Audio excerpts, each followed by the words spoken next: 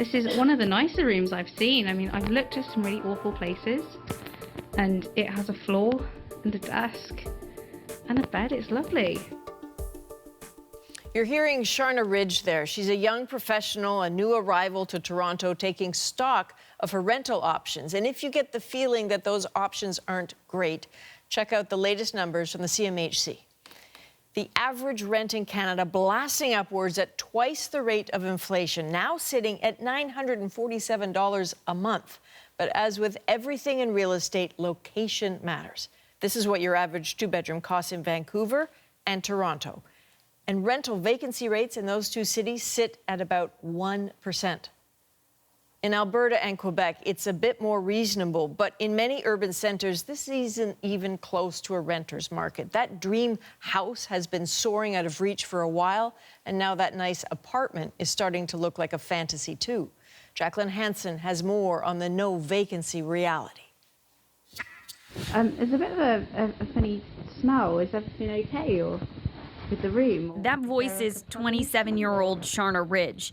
She thinks the smell is urine. I was just asking, is there a plumbing issue? There's a bit of a smell. The cost to live here, $650 a month. Down there, is that more rooms? Ridge filmed this for us to show what it's been like trying to find a room to rent. One room I looked at was covered in bird excrement, and that was $800 a month, and she wanted a caretaker for her bird as well. This is basement room. At her temporary sublet, she showed us more. So to have this room for $500, that's considered almost lucky. The bed barely fits in it. Yeah. Do I want to live in a shoebox and just barely live at all, really?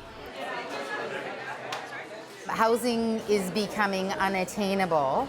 As Toronto's former chief city planner, Jennifer Keesmaat knows the city's weak spots well, but also its powerful draws: jobs, cultural opportunities, diversity, and where it's growing, like this neighborhood.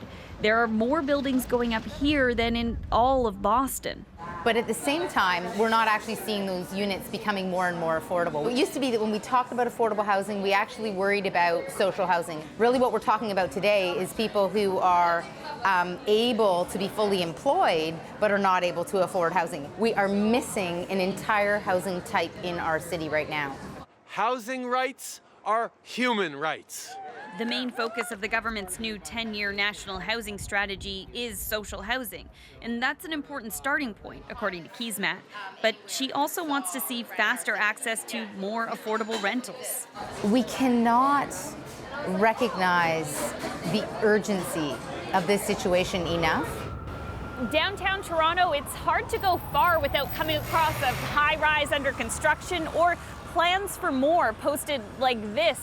But most of these buildings are condos, and the average unit costs more than $500,000, and rents for more than $2,000.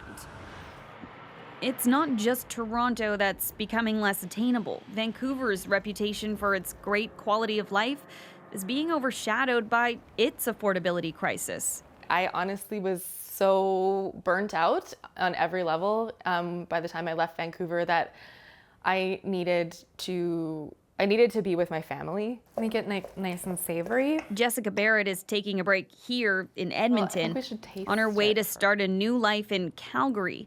She spent 15 years in Vancouver, first as a student, then as a journalist. I would have to keep freelancing on the side on top of a very demanding full-time job just to make up, the rent.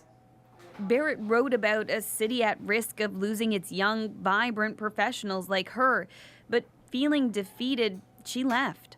Are we really gonna be okay with a society in which anybody who has a young family or is a teacher or a social worker or a journalist or an artist can't afford to live there? Like, you're just gonna be okay with that.